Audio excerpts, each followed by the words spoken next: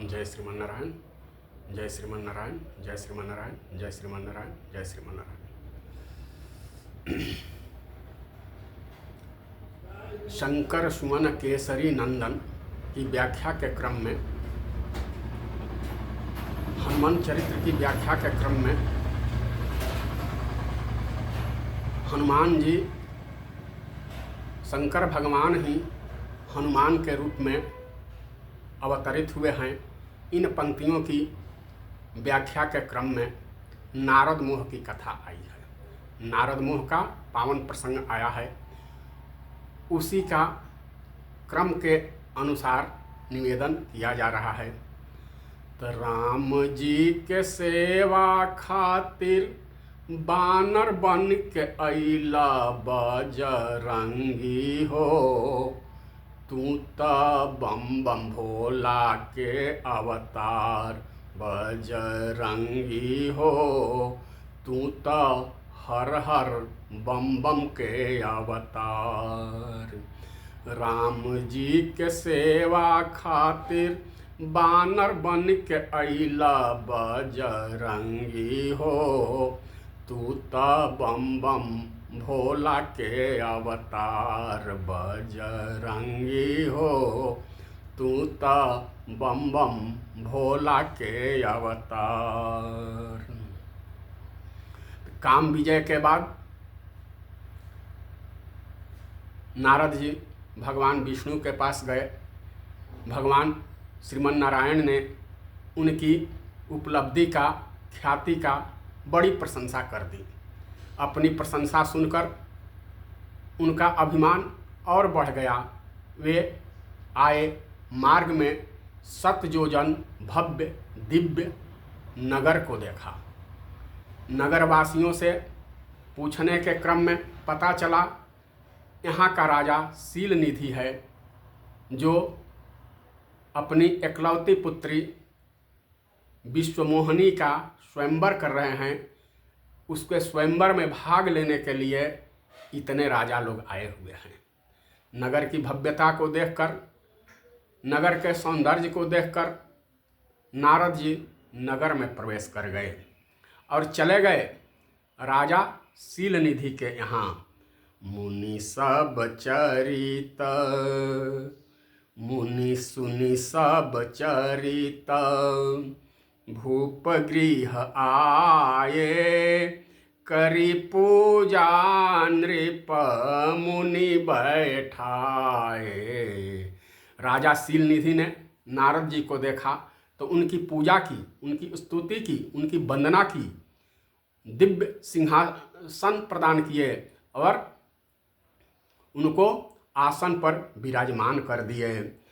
अब आई देखाई नारदहि भूपति राजकुमार, कहूँ नाथ गुण दोष सब, यही के हृदय विचार। सियावर रामचंद्र की जय, उमापति महादेव की जय। यहाँ राजा शीलनिधि अपनी पुत्री विश्वमोहिनी को बुला करके नारद जी को दिखा रहे हैं। और वहाँ हिमालय जी क्या करते हैं, हिमाचल जी क्या करते हैं, बोली सुता मेली मुख मुनि चरना।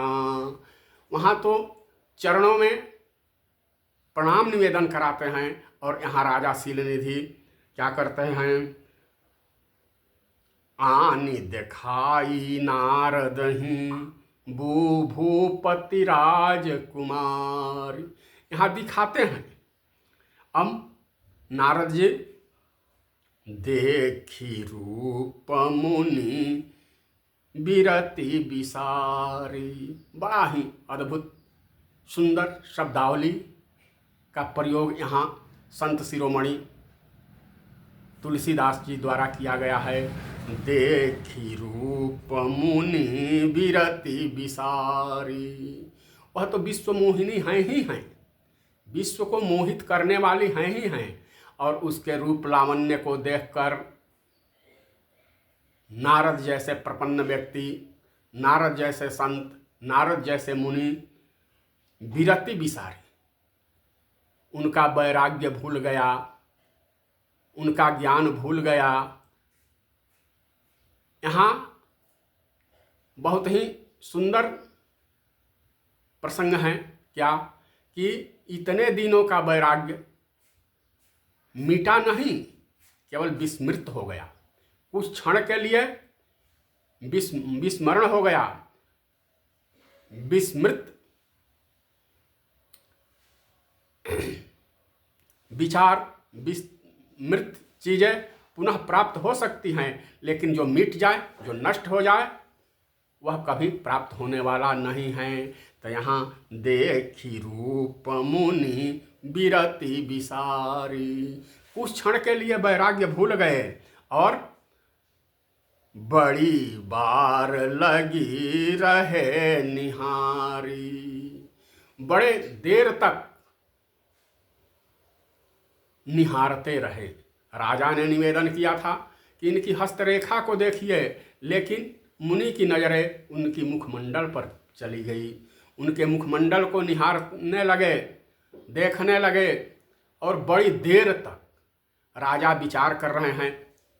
राजा शीलनिधि सोच रहे हैं कि मुनि इनकी लक्षण को देखकर विचार कर रहे हैं, अभी बताएंगे लक्षण को। लेकिन जब बहुत ज़्यादा विलंब हो गया तो राजा ने ही टोका, मुनिनाथ उधर क्या देख रहे हैं, इधर देखिए।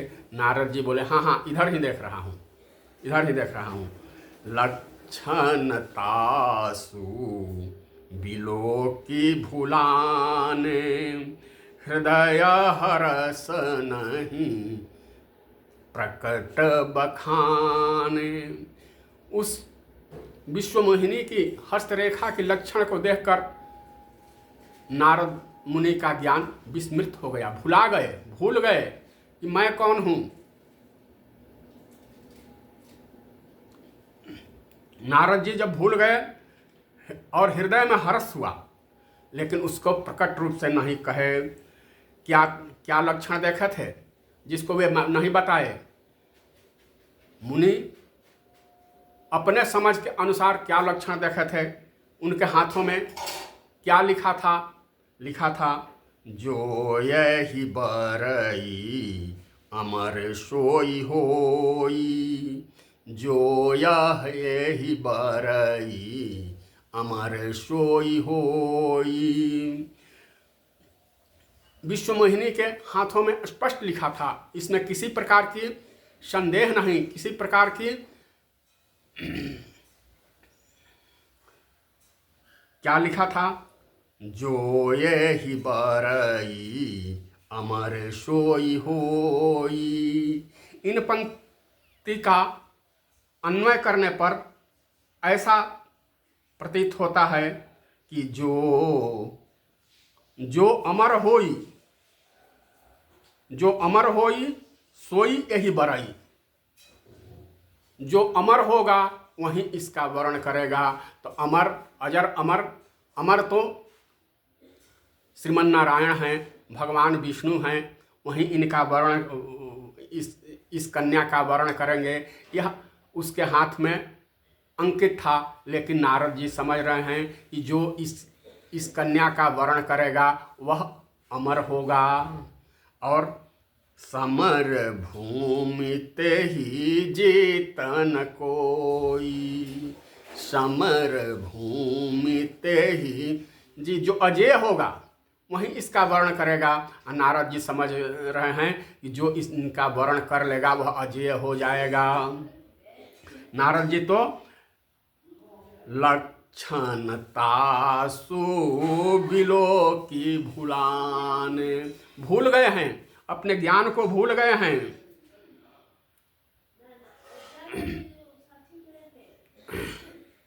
राजा ने पूछा, नाथ इनका लक्षण तो बताइए।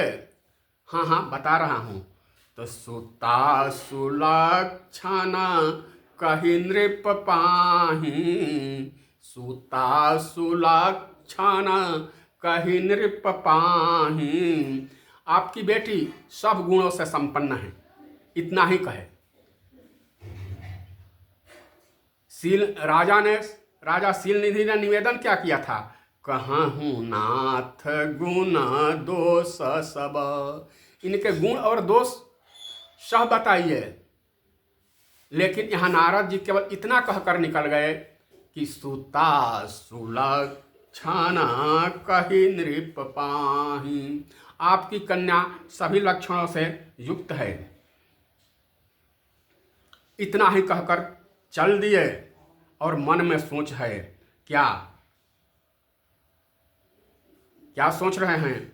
करऊं जाई सोई जतन विचारी, जेहि प्रकार मोहि बरये कुमारी। अब तो मैं यहीं विचार कर रहा हूँ, यहीं सोच रहा हूँ, यहीं जतन कर रहा हूँ, यहीं मुझे उपाय करना चाहिए। जिस प्रकार से जैसे भी हो यह कन्या मेरा वर्ण कर ले तो कैसे करेगी? जप से कर सकती हैं, तप से कर सकती हैं, योग से कर सकती हैं, लेकिन यह समय जो है जप और तप योग किया नहीं है, क्योंकि स्वयंवर कल ही होने वाला है, समय का बिल्कुल अभाव है। तो हे विधि मिलई कमन विधि बाला। अब निवेदन कर रहे हैं, प्रार्थना कर रहे हैं कि किस प्रकार से यह बाला, किस प्रकार से कन्या यह मुझे प्राप्त हो जाए। तो मन में विचार आया, यही अवसर चा इस कैसा करें, कन्या वर्ण कैसे करेगी? तो यही अवसर चाहिए परम शोभा रूप विशाल, जो बिलो किरिझे कुंवरी तब मेले जयमाल। इस अवसर पर तो विशाल परम सौंदर्य चाहिए, अनुपम सौंदर्य चाहिए, जिससे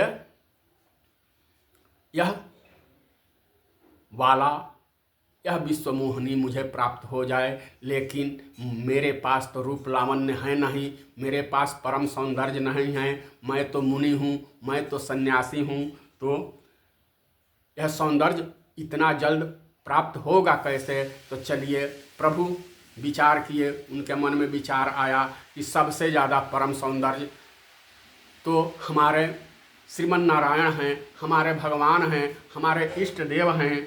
हम उन्हीं से सौंदर्य को मांग लेते हैं, जो सौंदर्य सिंधु हैं, जो सौंदर्य के खजाने हैं, जो सौंदर्य के सागर हैं, उन्हीं से परम सौंदर्य को मांग लिया जाता है।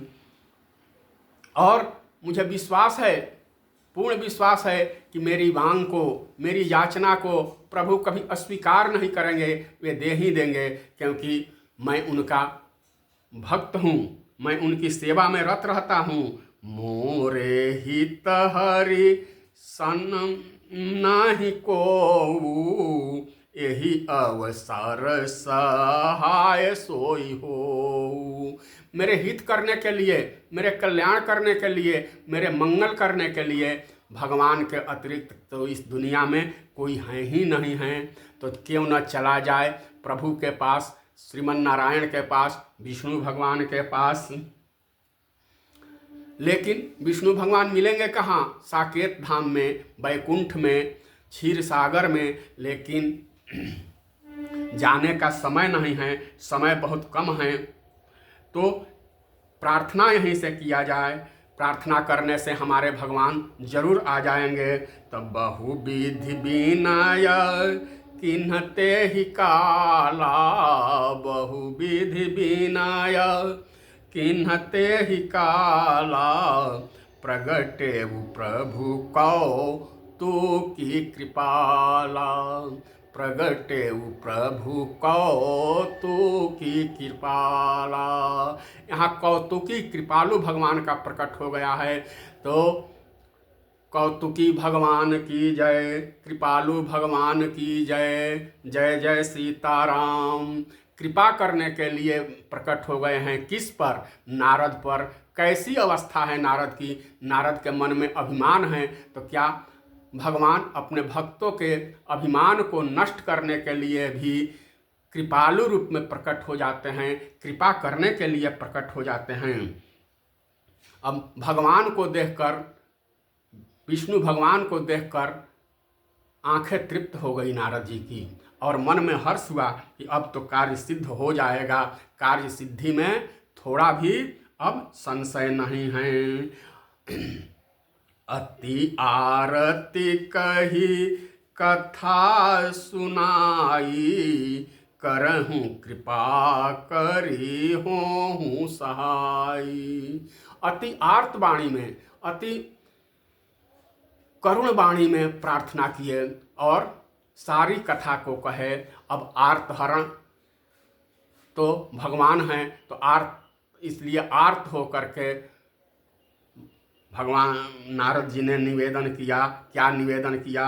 आपन रूप देहु प्रभु मोहि, आपन रूप देहु प्रभु मोहि। हे नाथ, हे प्रभु, हे नारायण, अपना रूप सौंदर्य मुझे दे दीजिए। भगवान ने कहा कि क्या कीजिएगा रूप लावण्य मेरा लेकर? तो विवाह करूँगा, क्योंकि इसके अतिरिक्त और कोई उपाय नहीं है उससे विवाह करने के लिए। इसलिए हे नाथ, हे प्रभु, अपना रूप सौंदर्य थोड़े समय के लिए दे दीजिए, बहुत समय के लिए नहीं। और नारद, अब भगवान सोच रहे हैं कि नारद जी मेरा भक्त है, नारद मेरा भक्त हैं, प्रथम बार कुछ याचना किया है, कुछ मांगा है, क्यों न इसे अपना रूप लावण्य दे दूं। अभी यह सोच ही रहे हैं, तब तक नारद जी के मन से, नारद जी के हृदय से भगवान की प्रेरणा से एक वाणी निकल गई। क्या? जेहि विधि होहि नाथ हित मोरा, जेहि विधि होहि नाथ हित मोरा, करहूँ सुबेगी दास मैं तोरा। पहले निवेदन किए थे कि अपना रूप लावण्य दे दीजिए, फिर बाद में एक बात कह दिए कि हे प्रभु, हे नाथ, हे भगवान, जिस प्रकार से मेरा हित हो, जिस प्रकार से मेरा कल्याण हो, जिस प्रकार से मेरा मंगल हो, आप वही कीजिए। मैं आपका दास हूँ, मैं आपको चरणों में समर्पित अपने आप को कर रहा हूँ, इसलिए मेरा हित कीजिए, मेरा कल्याण कीजिए। जिस प्रकार से भी मेरा कल्याण हो, जिस प्रकार से मेरा हित हो, जिस प्रकार से मेरा मंगल हो, वही काम कीजिए। अब भगवान सोचने लगे, नारद, जब तुम हित पर आ गए हो तो तुम्हारा हित नहीं, मैं तुम्हारा परम हित करूँगा। जब हम भगवान से हित की कामना करते हैं तो वे हमारी परम हित की सोचते हैं। भगवान तो भक्तों की कामना को पूरा करने के लिए बहुत आगे रहते हैं। तो जेहि विधि होहि नाथ हित मोरा, जेहि विधि होहि नाथ हित मोरा, करहूँ सुबेगी दास मैं तोरा। तो क्या भगवान नारद जी का विवाह करा देंगे? कतई नहीं। नारद जी का विवाह हित में नहीं है। नारद जी का विवाह अगर करा देते, अपना रूप लावण्य दे देते, तो कुछ समय के लिए तो ये सुंदर रहते, फिर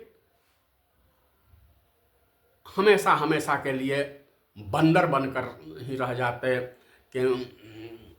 लेकिन भगवान सोच रहे हैं, कुपथ मांगरू जब व्याकुल रोगी, वैदन देई सुनहु मुनि जोगी। रोगी जो होता है वह कुपथ मांग करता है, लेकिन क्या वैद्य उसे दे देते हैं? कतई नहीं। अब भगवान ने उन्हें जो वे मांग किए थे उसे तो नहीं दिए। क्या किए? हित की बात कर दिए थे नारद जी ने। नारद जी के मुंह से हित निकल गया था, तो भगवान भी मुनि हित कारण कृपा निधाना। कौन प्रकट हुए हैं? नारद जी के विनय से कौन प्रकट हुए हैं? कौतुकी कृपाला। तो यहाँ भी पंक्ति आती है, मुनि हित कारण कृपा निधाना, दीन कुरूप न जाई बखाना। सुंदर बनाने के बाद ऐसा कुरूप बनाए कि उसका वर्णन नहीं किया जा सकता है। जो चरित्र लखी काहू न पावा, नारद जानी सबहि सिर नावा। भगवान ने तो उन्हें कुरूप बना दिया था, भगवान ने तो उन्हें बंदर बना दिया था, लेकिन वह बंदर का रूप किसी को दिखाई नहीं दिया, और को वे नारद ही दिखाई पड़ते थे। उस रूप का दर्शन केवल 2 हर गणों ने किया था, जिसको भगवान भोलेनाथ ने नारद